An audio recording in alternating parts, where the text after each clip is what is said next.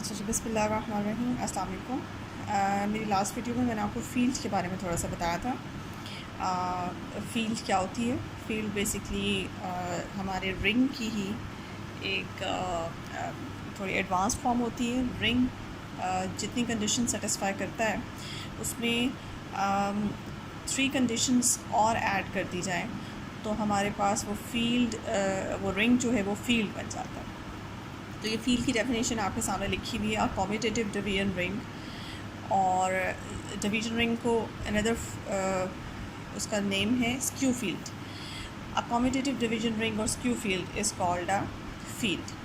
सो एक दफ़ा फिर रिवाइज़ कर लेते हैं कि कोई भी सेट फील्ड तब होता है जब वो अंडर एडिशन एक अबेलियन ग्रुप बनाता है, अंडर मल्टीप्लिकेशन उसमें से ज़ीरो सिर्फ आप इग्नोर कर दें और उसे अंडर मल्टीप्लिकेशन अगर वो एक अबेलियन ग्रुप बनाए, एंड थर्डली वो सेट अगर आपका डिस्ट्रीब्यूटिव लॉ सेटिस्फाई करता है। ये 3 कंडीशंस और इनको मिला के commutative division ring is called a field. यानी कि ओवरऑल इन 3 कंडीशंस में 11 कंडीशंस छुपी हुई हैं। तो 11 कंडीशंस अगर आपकी सेटिस्फाई हो जाएँ तो फिर आपका जो सेट होता है वो नॉन एम्प्टी सेट वो फील्ड बनाता है। अच्छा जी, फ़ील्ड हम पढ़ चुके हैं, तो फ़ील्ड की कुछ फ़र्दर प्रॉपर्टीज़ हम देखेंगे।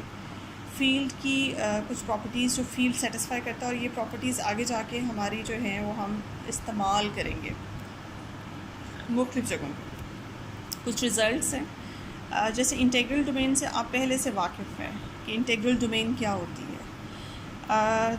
उससे रिलेटेड फ़ील्ड और इंटीग्रल डोमेन का एक रिलेशन है जो थ्योरम की फॉर्म में आपको याद रखना है। अ field is an integral domain.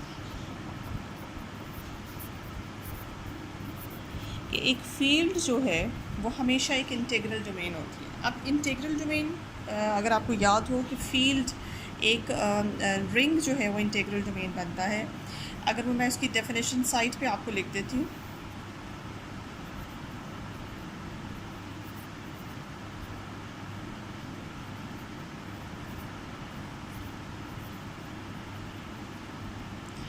If for all AB belongs to R, AB product equals to 0, this implies A is 0 और B is 0। ठीक है जी, ये मैंने आपको इंटीग्रल डोमेन की डेफिनेशन लिख दी कि अगर किसी भी रिंग के अंदर ये कंडीशन सेटिस्फाई हो जाती है तो वो सेट जो है वो रिंग जो है आपका इंटीग्रल डोमेन बन जाता है। अब यहाँ पे हमारा थ्योरम क्या है? यहाँ पे हमारा थ्योरम ये है कि एक फ़ील्ड हमेशा एक इंटीग्रल डोमेन होती है। आपने ये शो करके दिखाना है, यानी कि फ़ील्ड के अंदर ये प्रॉपर्टी जो है ऑलवेज़ होती है। ये हम प्रूफ करके दिखा देते हैं। इसका प्रूफ छोटा सा है क्योंकि ये आगे जाके जगह जगह इस्तेमाल होता है। इसमें क्या है? इसमें आप लेट करें F under the operation of addition and multiplication is a field, and इसमें से कोई से दो एलिमेंट्स उठाएं such that AB का product is 0। also let A is non 0। ठीक है, वो हैव टू शो हमारा टारगेट है कि A 0 है या B 0 है, लेकिन उससे पहले हमें लेट करते हैं। सपोज करें कि A 0 नहीं है। अगर A नॉन 0 है, this implies A inverse exist. जो नॉन ज़ीरो एलिमेंट है उसका इन्वर्स एग्जिस्ट करता है because F is field. F जो वो फील्ड है, तो फील्ड के अंदर हर नॉन ज़ीरो एलिमेंट जो है वो अपना इन्वर्स रखता है। तो क्योंकि ये अंडर मल्टीप्लिकेशन की डेफिनेशन आपके सामने लिखी हुई है, हर नॉन ज़ीरो एलिमेंट जो है वो अंडर मल्टीप्लिकेशन इसके अंदर अबेलियन ग्रुप बनाता है। वो अगर ज़ीरो निकाल दिया जाए, बाकी सारे एलिमेंट जो नॉन ज़ीरो हैं वो अंडर मल्टीप्लिकेशन अबेलियन ग्रुप बनाते हैं। It's mean to be this कि हर वो एलिमेंट जो नॉन ज़ीरो है वो अपना मल्टीप्लिकेटिव इन्वर्स रखता है फील्ड में। This implies A inverse exist in F. अब इसी इन्वर्स को इस इक्वेशन के साथ प्री मल्टीप्लाई कर दें दोनों तरफ से। राइट साइड पे आपके पास 0 आएगा, ए इन्वर्स ए के साथ आपके पास आंसर ई देगा। This implies B 0। हेंस ये आपका ये वाली कंडीशन पूरी होगी। इस कंडीशन में हमें क्या प्रूफ करना था? इस कंडीशन में हमें ये प्रूफ करना था कि इधर A 0 और B 0। सो यहाँ पे अगर हम A को नॉन ज़ीरो कंसिडर करते हैं तो ऑटोमेटिकली B 0 आ जाता है। इस प्रोडक्ट के रिज़ल्ट में आपके पास B 0 आ जाए, या अगर आप दूसरे तरीके से बी को नॉन ज़ीरो कंसिडर कर लें और ए इनवर्स बी को नॉन ज़ीरो कंसिडर करें, बी इनवर्स से दोनों तरफ मल्टीप्लाई करें तो आपके पास ए ज़ीरो आ जाएगा। सो आप दोनों तरीक़ों से कर सकते हैं। तो यहाँ से पता चला कि हर वो सेट जो कि फील्ड होता है वो ऑलवेज़ एक इंटेग्रल डोमेन होता है। अच्छा, इस थ्योरम का जो कॉन्वर्स है वो ये बनता है, N integral domain is a field. ठीक है, तो इसका कॉन्वर्स नहीं लिखा। ये जो थ्योरम है ये इफ़ एंड ओनली इफ़ के साथ नहीं है, ये थ्योरम वन डायरेक्शन में ट्रू है। इसकी जो कॉन्वर्स डायरेक्शन है कि integral domain is also a field, वो ट्रू नहीं है। तो इसलिए अगर ये दोनों डायरेक्शन ट्रू होती हैं तो ये थ्योरम आपके पास इफ़ एंड ओनली इफ़ के साथ होता है। लेकिन फ़िलहाल आपके पास ये थ्योरम जो है ये सिर्फ वन डायरेक्शन में, a field is an integral domain. So ये रिज़ल्ट आपने हमेशा याद रखना है कि आपकी फील्ड जो है वो इंटेग्रल डोमेन होती है। अच्छा, इसके बाद हम आते हैं अपने रूटीन के टॉपिक की तरफ। जो मेरे पास तरतीब है उसमें एक one of the type of the ring is Boolean ring.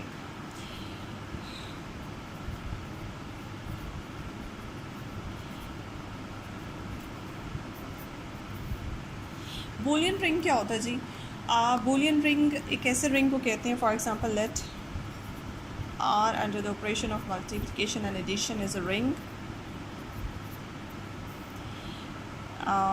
Let for all x belongs to R, x square is x, then R is called Boolean ring। ठीक है जी, एक सिंपल सी डेफिनेशन है। किसी भी रिंग को बूलियन रिंग तब कहा जाता है जब उसके सारे एलिमेंट्स जो हैं, अगर आपको याद हो, ये आइडेम्पोटेंट क्वालिटी है कि किसी भी एलिमेंट का जब स्क्वायर लिया जाता है और वापस आपके पास वही एलिमेंट आ जाए, ये एलिमेंट, ये जो एलिमेंट की क्वालिटी है ये आइडेम्पोटेंट, इस तरह का जो एलिमेंट सेटिस्फाई करता है कंडीशन कि उसका स्क्वायर लेके वापस वही एलिमेंट आ जाए, ये आइडेम्पोटेंट एलिमेंट होता है। तो ये आइडेम्पोटेंट एलिमेंट की जो प्रॉपर्टी है, अगर रिंग के सारे एलिमेंट्स ही अगर आपके पास आइडेम्पोटेंट हों तो इस तरह के रिंग को हम बूलियन रिंग कहते हैं। ठीक है जी, ये एक छोटा सा कोर्स की टाइप थी। आगे फिर इसके ऊपर एक छोटा सा थ्योरम है, a Boolean ring is commutative, show that, एक छोटा सा थ्योरम है, show that a Boolean ring is commutative. ये प्रूफ जो है ये मैं आपके ऊपर छोड़ती हूँ, ये आप लोगों ने खुद करना है। इसका प्रूफ आपको इजीली मिल जाएगा किसी भी बुक में। इसके बाद जो हमारे पास छोटे छोटे थ्योरम्स हैं, मैं चाहती हूँ कि मैं एक जो प्रॉब्लम्स हैं मैं वो आपको करवा दूँ। उसमें एक प्रॉब्लम नंबर 1 जो मेरे पास है वो है शो दैट एन एलिमेंट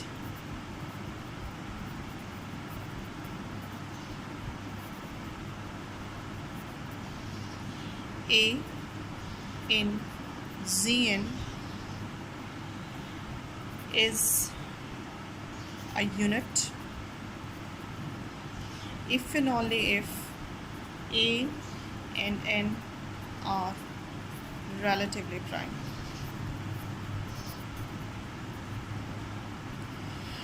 अच्छा, इस प्रॉब्लम की स्टेटमेंट को पहले आप ज़रा गौर से देखें, ये क्या है। ये इफ़ एंड ओनली इफ के साथ है और इसमें ये जो सेट है आपके पास Zn, ये एक रिंग है। इसमें आप आई डोंट रिमेंबर कि मैंने आपको ये Zn के बारे में बताया हो। आपने ग्रुप थ्योरी में डेफिनेटली पढ़ा होगा कि इस तरह के ग्रुप्स होते हैं। ये जो ग्रुप्स हैं group of integers modulo n है। इसके बारे में मैं पहले आपको ये थ्योरम करने से पहले ही इसके बारे में डिटेल से बता देती हूँ। और उसके बाद वो आपसे कहते हैं कि इस तरह के जो ग्रुप्स होते हैं group of integers modulo n, उनके अंदर कोई भी अगर आप उस ग्रुप में से एक एलिमेंट लेते हैं वो एलिमेंट यूनिट एलिमेंट कहलाता है इफ़ एंड ओनली इफ़ ये एलिमेंट A और ये जो सबस्क्रिप्ट है जी के अंडर लिखा हुआ सबस्क्रिप्ट n, ये दोनों आपस में रिलेटिवली प्राइम है। ठीक है, तो सबसे पहले तो ये कि ये Zn क्या होता है और दूसरा ये कि यूनिट एलिमेंट किसे कहते हैं। This is the unit element, this is not the unity. Unity और यूनिट में यहाँ पे फ़र्क है। यूनिटी नॉर्मली हम किसी भी सेट के अंदर, जैसे ग्रुप है, ग्रुप के अंदर यूनिटी का वर्ड जो है वो मल्टीप्लिकेटिव आइडेंटिटी के लिए इस्तेमाल होता है। ठीक है, तो मल्टीप्लिकेटिव आइडेंटिटी जब भी हम यूज़ करेंगे या एडिटिव आइडेंटिटी, यानी कि जो भी ग्रुप चल रहा है उसके अंडर जो हमारे पास आइडेंटिटी चल रही है, that is called the unity. Unity means one भी हो सकता है, जैसे मल्टीप्लिकेटिव आइडेंटिटी आपके पास वन होती है और एडिटिव आइडेंटिटी आपके पास ज़ीरो होती है, ठीक है. लेकिन unit is the different word. Unit का मतलब आप वो वाली यूनिटी ना लें जो ग्रुप के अंदर आप आइडेंटिटी लॉ के अंदर जिस एलिमेंट को आप यूनिटी रखते हैं, ये वो वाला यूनिटी नहीं है. This is unit. Unit element कोई भी एलिमेंट किसी रिंग के अंदर, इससे पहले हम ग्रुप थ्योरी में इस वर्ड से फेमिलियर नहीं है, ये वर्ड आके हमने इंट्रोड्यूस होता है रिंग थ्योरी में. तो रिंग्स के अंदर किसी भी एलिमेंट को यूनिट हम तब कहते हैं जब आपको उस एलिमेंट का मल्टीप्लिकेटिव इनवर्स मिल जाए. यहाँ पे मैं आपको डेफिनेशन लिख देती हूँ. Definition of unit in a ring. किसी भी रिंग के अंदर let x is the element of r under addition and multiplication is a ring, ठीक है जी. तो x is unit if and only if x inverse exists. There exists x inverse such that x into x inverse or x inverse into x is equals to 1. यानी कि आप यहाँ से definition of the unit element क्या पता चलिए. Definition of the unit में आपको पता चला कोई भी एलिमेंट किसी रिंग के अंदर यूनिट कहलाता है अगर उस एलिमेंट का मल्टीप्लिकेटिव इनवर्स एग्जिस्ट करता है. तो ये तो डेफिनेशन हो गई आपके पास यूनिट की. और दूसरा ZN के बारे में थोड़ा सा मैं बता दूँ कि ZN, जैसे कि मैंने आपसे कहा, these are the group of integers modulo n. इसमें आप कैसे लेते हैं, इसमें आप और नॉर्मली ये जो ग्रुप्स हैं ये हमारे पास अंडर एडिशन ग्रुप होते हैं. अंडर एडिशन भी होते हैं, अंडर मल्टीप्लिकेशन भी होते हैं. ये एक अलग टॉपिक है, ठीक है, मतलब ग्रुप थ्योरी से रिलेटेड ये टॉपिक है. लेकिन फिर भी मैं थोड़ा सा यहाँ पे इंट्रोडक्शन आपको करा दूँ. ये आपके पास फॉर एग्ज़ाम्पल आपके पास कुछ आप इंटीजर्स उठाएंगे, सेट में डालेंगे, ठीक है. आपने इंटीजर्स कहाँ से उठाने हैं, क्योंकि इंटीजर्स तो आपके पास plus minus zero, plus minus one, plus minus two and so on सब होते हैं. लेकिन आपने ज़ीरो से उठाने हैं और पॉजिटिव इंटीजर्स उठाने हैं. 0, 1, 2 अप टू सो ऑन. कहाँ तक लेने हैं इंटीजर्स, ये आपने उठाने हैं n-1 तक. या ये बात आप याद रखिए कि आपने ZN तो एक सिंबल है, ये रिप्रेजेंटेशन है किसी भी कलेक्शन ऑफ इंटीजर्स का with respect to the modulo n. अब ये आपका मॉडलो n जो है वो चेंज होता जाएगा.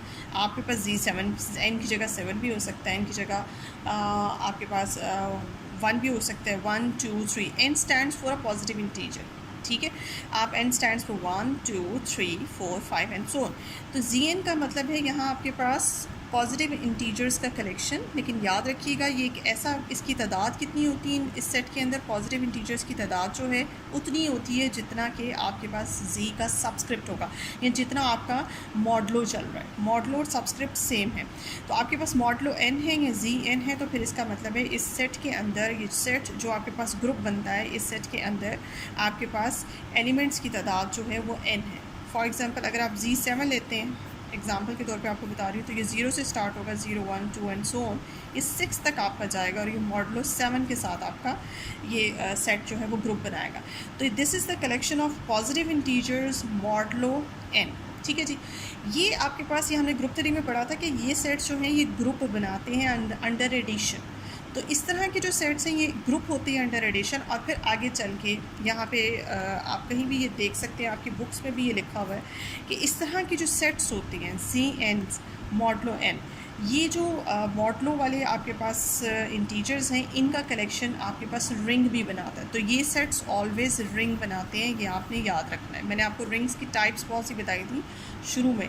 मैंने नॉर्मल लाइफ से जो फॉर एग्जांपल रियल नंबर्स का सेट है, नेचुरल नंबर्स का सेट, या इस तरह से इंटीजर्स का सेट, इवन नंबर्स का सेट, रैशनल्स का सेट, इस तरह से मैंने आपको काफ़ी बताया था. ये सारे सेट्स जो हैं वो रिंग बनाते हैं. तो उन एग्ज़ाम्पल में एक एग्ज़ाम्पल ये भी है कि आपके पास जो पॉजिटिव इंटीजर्स मॉडलो n के साथ ये जो सेट्स होते हैं, ये सारे सेट्स भी, इसमें n जो है मैं अगेन आपको बता दूं कि पॉजिटिव इंटीजर है, n की कोई भी सेटिंग कर लें आप यहाँ पे, ये सेट्स भी आपके पास कलेक्शन ऑफ रिंग्स होते हैं। तो इसमें आपने ये रिंग की टाइप याद रखनी है। अब यहाँ जो जिक्र कर रहा है इस क्वेश्चन की स्टेटमेंट में, वो इसी तरह के आइडियल्स, इसी तरह के रिंग्स का जिक्र कर रहा है। वो कहते हैं कि इस तरह के रिंग्स के अंदर अगर आप कोई एलिमेंट ए उठाते हैं, यानी कि बीच में से कोई भी एलिमेंट लेते हैं, और वो एलिमेंट जो है वो यूनिट एलिमेंट है, यानी कि उस एलिमेंट का मल्टीप्लिकेटिव इन्वर्स यहाँ एग्जिस्ट करता है, ठीक है। तो फिर आप ये कहते हैं वो एलिमेंट और इस वक्त का हमारा मॉडलो n आपस में रिलेटिवली प्राइम है। ये आपने शो करके देना है। इस क्वेश्चन की स्टेटमेंट ये है। अब इसका थ्योरम, इस थ्योरम का पहले प्रूफ करते हैं। आई होप सो कि जो स्टेटमेंट है वो आपको अच्छी तरह से समझ आ गई होगी।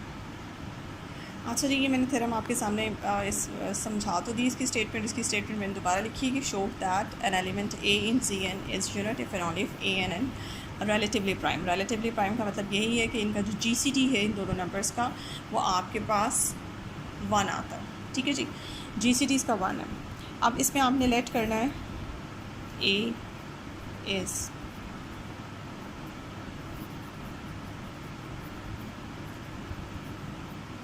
अब यूनिट एलिमेंट होने का जो मतलब है वो आप यहाँ पे लिखें, दिस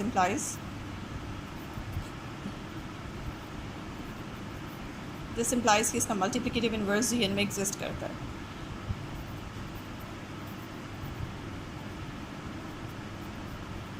अच्छा, चूँकि हमारे पास ये देखिए मैंने इसको मल्टीप्लाई करा दिया, इसका मल्टीप्लिकेटिव इन्वर्स एग्जिस्ट करता है, मीन्स इन दोनों को मल्टीप्लाई करके आपके पास आंसर में 1 आता है। बट यहाँ पे जो मल्टीप्लिकेशन है, पहले तो मैंने सिंपल मल्टीप्लिकेशन लिखी, लेकिन एक्चुअली में ये मल्टीप्लिकेशन जब भी हम इस तरह के रिंग्स का जिक्र करेंगे, या ग्रुप्स में भी मैं आपको, जब हम मैंने ग्रुप थ्योरी में पढ़ते थे इस तरह के मॉडलो वाले ग्रुप्स, उनमें जब भी मल्टीप्लिकेशन होती है तो वो मल्टीप्लिकेशन सिंपल मल्टीप्लिकेशन नहीं होती उसके एलिमेंट्स की। जैसे मैं आपको दोबारा से दिखाऊँ, फॉर एग्ज़ाम्पल आपके पास ये सेट है, इसके अंदर कोई से 2 एलिमेंट्स हैं, जैसे एक एलिमेंट इसके अंदर 2 है और दूसरा एलिमेंट आगे जाके 3 आएगा।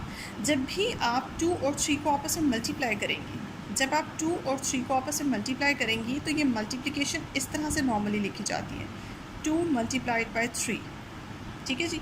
इस तरह से लिखा जाएगा, क्योंकि यहाँ पे जो मल्टीप्लिकेशन है that is quite different from the ordinary multiplication. मिसाल के तौर पे Z7 से आपको मिसाल देती हूँ। Z7 के अंदर एक नंबर है 6, ठीक है। तो जब आप 6 को मल्टीप्लाई करेंगी, आप 6 के साथ ही मल्टीप्लाई करें फॉर एग्जांपल, तो ये आम मल्टीप्लिकेशन नहीं होगी, क्योंकि आम मल्टीप्लिकेशन में तो इसका आंसर 36 आता है, लेकिन यहाँ पे इसका आंसर डिफरेंट होगा। इसलिए आप थोड़ा सा इसको, जो रिटन फॉर्म में इसको थोड़ा सा ऐसे लिख दिया जाता है, ये मल्टीप्लिकेशन सर्कल, आपने मल्टीप्लिकेशन डाल के सर्कल डाल दिया, ये थोड़ी सी क्वाइट डिफरेंट मल्टीप्लिकेशन होती है, मॉडलो वाली मल्टीप्लिकेशन। सो आंसर तो, एक्चुअल आंसर तो 36 है, लेकिन होता ये है, अगर आपको याद हो ग्रुप थ्योरी में हम क्या करते थे, इस तरह के ग्रुप्स के जो भी आंसर आते थे एलिमेंट्स को, कुलोयर लॉ जब हम करते हैं, कोई से 2 एलिमेंट्स को मल्टीप्लाई करते हैं, तो मल्टीप्लाई करने के बाद आपके पास जो आंसर आता है, उस आंसर को आप अपने मॉडलो से डिवाइड करते हैं, अपने मॉडलो से 36 को डिवाइड करें। जब आप 7 से डिवाइड करते हैं 36 को, तो आपके पास आंसर जो है 1 आता है। दिस शोज़ कि आपके पास कुलोयर लॉ इसके अंदर होल्ड करता है, ठीक है। कुलोयर लॉ मीन्स जो भी आपके पास आंसर आया वो आपके पास देखिए 1 यहाँ एग्जिस्ट करता है, Z7 के अंदर है, यानी कि 6 को 6 से मल्टीप्लाई करने से जो भी आंसर आया वो इसके अंदर है, इट्स मीन। और अगर हर 2 एलिमेंट को मल्टीप्लाई करने से जो भी आंसर आए वो इसी सेट के अंदर हो, तो फिर ओवरऑल मल्टीप्लिकेटिव कुलोयर लॉ जो है वो Z7 के अंदर होल्ड करता है। तो मल्टीप्लिकेशन खास किस्म की होती है। आपका जो मल्टीप्लिकेशन से आंसर है वो कभी भी आपके मॉडलो से ऊपर नहीं जाना चाहिए। जब भी आपके मल्टीप्लिकेशन का आंसर मॉडलो की इक्वल या मॉडलो से ऊपर आएगा, तो आपने अपने आंसर को, मल्टीप्लिकेशन के आंसर को उस मॉडलो से डिवाइड कर देना है। लेकिन फॉर एग्जाम्पल जैसे इसमें 2 और 3 भी है, 2 और 3 को मल्टीप्लाई करने के बाद आपके पास आंसर आता है 6। 6 इज़ नॉट ग्रेटर देन और इक्वल टू 7। 6 जो है वो 7 से लेस है, दैट्स वाई इसका आंसर 6 हम ऐसे ही छोड़ देंगे, इसको हम मॉडलो से डिवाइड नहीं करेंगे। मॉडलो से डिवीजन तब होगी जब आपका आंसर जो है वो या तो मॉडलो के बराबर या मॉडलो से ग्रेटर आएगा। सो यही वाली टेक्निक हम यहाँ पे लगाएंगे। तो ये जो मल्टीप्लिकेशन है ये आम मल्टीप्लिकेशन नहीं है, ये मॉडलो वाली मल्टीप्लिकेशन है कि जब आपने A को B से मल्टीप्लाई किया तो आंसर में आपके पास 1 आ गया। लेकिन देखिए अभी जैसे हमने पीछे देखा, मैंने एग्जांपल में समझाया कि A को B से मल्टीप्लाई करने के बाद आंसर, एक्चुअल आंसर 1 नहीं होगा। एक्चुअल में आंसर जो भी होगा उसको आप अपने इस वक्त के मॉडलो n से डिवाइड करेंगी तो आंसर 1 आया होगा। जैसे 6 को 6 से मल्टीप्लाई करने से एक्चुअल आंसर 36 है, बट उसको मॉडलो से डिवाइड करने के बाद आंसर 1 है, तो मैं अपने Z7 के अंदर 6 मल्टीप्लाइड बाई 6 का आंसर 1 कंसिडर करूँगी। बिल्कुल इसी तरह से A मल्टीप्लाइड बाई B का आंसर 1 कंसिडर हो रहा है after division by the modulo n। तो इसका मतलब ये हुआ कि आपने इनकी मल्टीप्लिकेशन को मॉडलो से डिवाइड किया होगा तो आपके पास आंसर जो है वो 1 आया होगा। ठीक है जी। इसमें आप ऐसा करें, अगर आप यहाँ साइड पे रख लें, ये A B को अपने मॉडलो से डिवाइड करें n से, तो सपोज़ कि यहाँ पे कोई क्वोशंट आता है NQ और आंसर जो है रिमाइंडर के फॉर्म में आपके पास 1 आता है। तो इस डिवीजन एल्गोरिथम को अगर मैं इस तरह से लिख लूँ तो आप इसे लिख सकते हैं bye division algorithm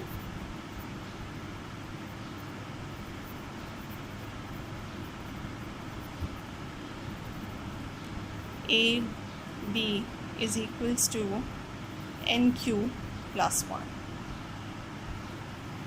next step में AB minus NQ is equals to 1 and A multiplied by B plus N multiplied by minus Q equals to 1। आप इस तरह से भी लिख सकते हैं। अब आप ये देखिए, व्हाट इज़ दिस, ये क्वेश्चन नंबर 3 का एक रिज़ल्ट है। नंबर 3 का एक रिज़ल्ट था हमारे पास।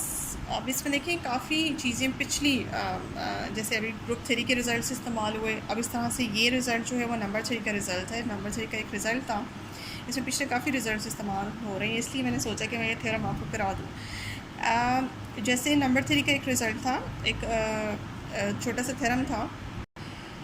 अच्छा जी, वो रिज़ल्ट जो नंबर 3 का था वो मैंने इस तरह से ब्रैकेट में कर दिया है ताकि आपको पता चले कि वो थ्योरम क्या था। नंबर 3 में आपने पढ़ा होगा, होप सो, कि अगर आपके पास कोई सी दो नंबर्स हैं और यू हैव द रिज़ल्ट कि वो दोनों नंबर्स आपस में उनका GCD 1 है या वो आपस में को प्राइम है, इफ़ एंड ओनली इफ़ के साथ अगर आप ये करके दिखा दें तो प्रूव हो जाएगा कि ये दोनों नंबर्स आपस में को प्राइम है। For example, if there exist two integers u and v such that a को आप u से मल्टीप्लाई कर दें और दूसरे नंबर n को आप v से मल्टीप्लाई कर दें और सम कर लें और इक्वल्स टू 1 उनका आंसर आए, तो इस इक्वेशन का भी वही मतलब होता है जो मतलब इस इक्वेशन का। इस इक्वेशन का भी मतलब यही होता है कि आपके पास a और n आपस में को प्राइम। ये एक रिज़ल्ट था हमारे पास नंबर 3 का, वही रिज़ल्ट हम अप्लाई करेंगे यहाँ पे इस इक्वेशन पे। इस इक्वेशन में क्या है, इस इक्वेशन में ये है कि a और उसके साथ एक b कौन है, b कहाँ से हमने सेलेक्ट किया था, b हमने सेलेक्ट किया था Zn से ही सिलेक्ट किया था, और Zn में क्या पड़े हुए हैं, इंटीजर्स पड़े हुए हैं, पॉजिटिव इंटीजर।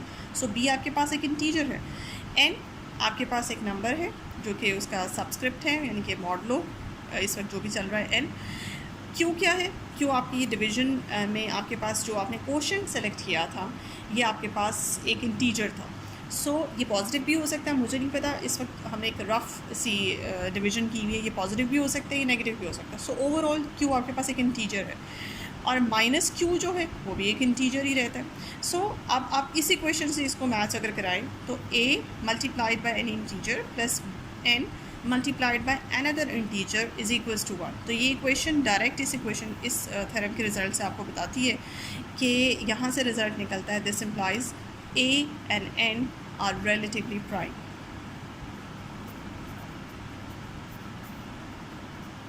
ठीक है जी, वही रिज़ल्ट जो हमने प्रूव करना था वहाँ तक हम पहुँच गए। सो इसको आप देख लें। अब कॉन्वर्स की तरफ चलते हैं।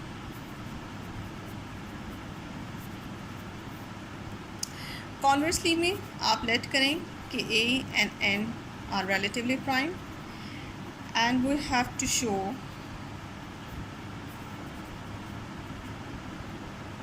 a is unit element of Zn। अब आपने ये शो करना है कि Zn के अंदर a एलिमेंट जो है ये यूनिट एलिमेंट है, यानी कि इस एलिमेंट का मल्टीप्लिकेटिव इन्वर्स एग्जिस्ट करता है। अच्छा जी, एज़ हमने ये लेट किया हुआ है कि ए और एन आपस में रिलेटिवली प्राइम है, ये कॉन्वर्स पार्ट है, और तो फिर इसका मतलब है वी कैन राइट एज़, आपस में रिलेटिवली प्राइम होने की वजह से हम इसको ऐसे लिख सकते हैं, वेयर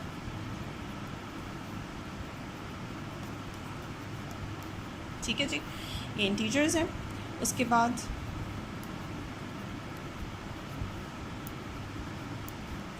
ठीक है, उसके बाद आप लेट करें या सपोज़ करें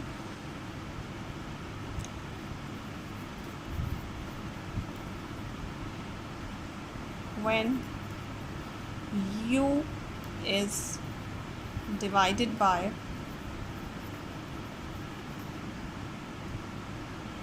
n, ठीक है जी, u को आप n से डिवाइड कर रहे हैं, आपने u को अंदर रखा और आपने n से डिवाइड किया,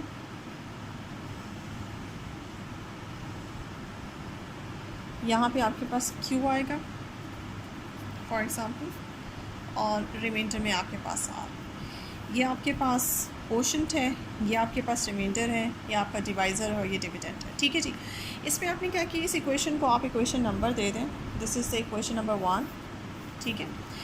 और यहाँ से आपने क्या किया, सिर्फ इतना काम किया कि इस इंटीजर u को आपने n से डिवाइड किया। जब आप n से डिवाइड करती हैं तो आपके पास डिवीजन एल्गोरिथम कुछ इस तरह की डिवीजन इक्वेशन बनती है। ठीक है जी, आप इस तरह से डिवाइड करेंगी। अब ये क्यों मुझे नहीं पता, क्योंकि एग्जैक्ट नंबर्स तो हमारे पास है नहीं, तो ये क्यों जो हमारे पास क्वोशंट में आया है, ये पॉजिटिव नंबर, पॉजिटिव इंटीजर भी हो सकता है और ये हमारे पास नेगेटिव इंटीजर भी हो सकता है। लेकिन एक बात याद रखें कि रिमाइंडर हमेशा हमारे पास पॉजिटिव है, तो आर यहाँ पे ऑलवेज़ पॉजिटिव है। सो आप इस इक्वेशन को ऐसे लिखेंगी, u is equals to, again by division algorithm,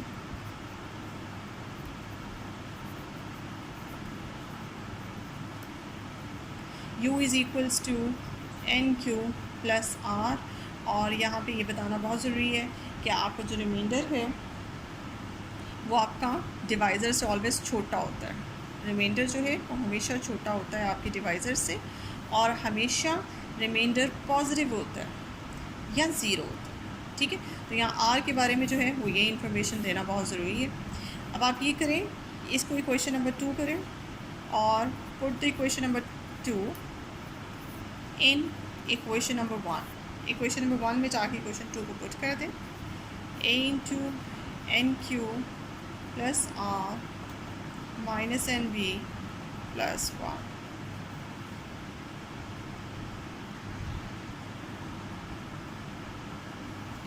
अच्छा जी, उसके बाद a n Q plus a r minus n v plus 1, a r आप यहीं रहने दें, minus a n q minus n p plus 1, इसमें से n कॉमन निकाल लें, minus A Q minus v plus 1 a r. सिर्फ इतने हिस्से पे गौर करें, व्हाट इज़ दिस, ए क्या था आपके पास, ए आपके पास एक इंटीजर था, क्यू भी एक इंटीजर है और v भी एक इंटीजर है। सो ये तीनों आपके पास इंटीजर हैं। सो फाइनली माइनस ए क्यू माइनस वी, ये भी एक इंटीजर ही है आपके पास। ठीक है, अब इस ये एक इंटीजर है, एक नया इंटीजर है, इसको रीनेम कर लें से आपके पास माइनस ए क्यू माइनस वी बराबर आता है z इंटीजर के। ठीक है जी, तो यहाँ आपके पास इक्वेशन बनती है n z प्लस 1। अब इस नंबर के ऊपर, इस टर्म के ऊपर गौर करें, ये टर्म आपके पास क्या है, ये टर्म जो है अगर आप इसको फॉर एग्ज़ाम्पल n से डिवाइड कर देते हैं तो डेफिनेटली ये कम्प्लीटली डिविजिबल होगी n से।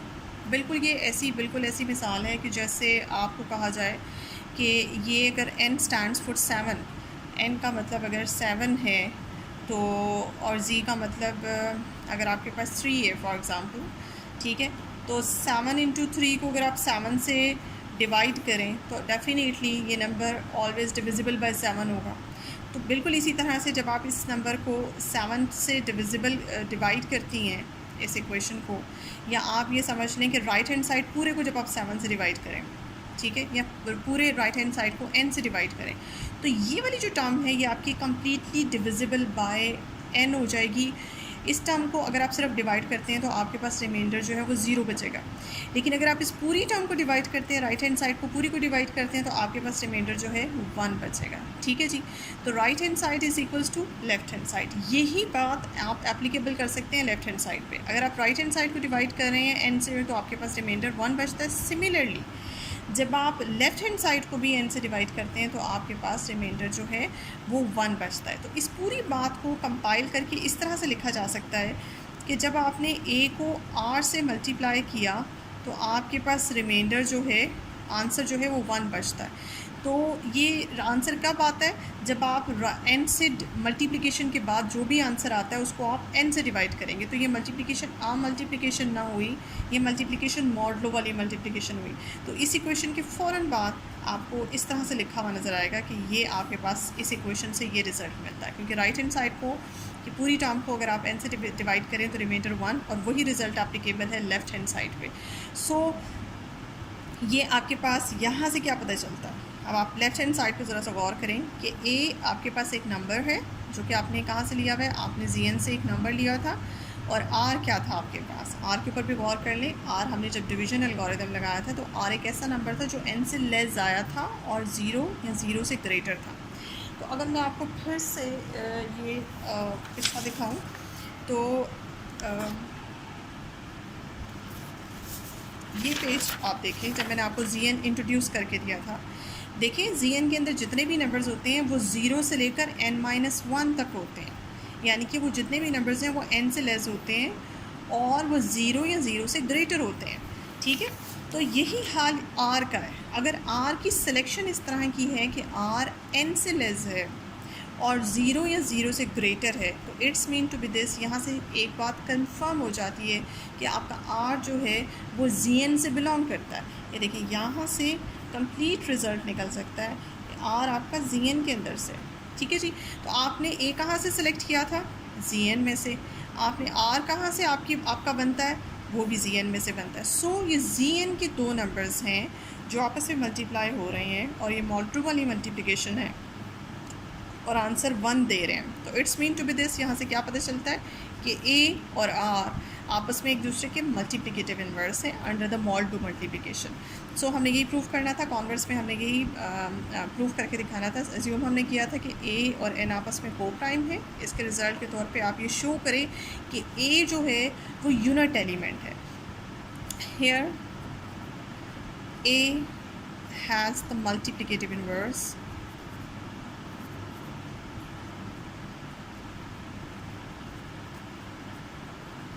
that is r in Zn। यही हमने प्रूफ करके दिखाना था कि Zn के अंदर जहाँ से आप a सेलेक्ट करते हैं वहीं उसका मल्टीप्लिकेटिव इन्वर्स भी एग्जिस्ट करता है। This implies a is unit, hence proved। ठीक है जी, ये आपका जो है वो थ्योरम प्रूव हो गया। अब होप्स हो कि मैंने बहुत डिटेल से आपको करा दिया, आपको एक एक चीज़ समझ आ गई होगी।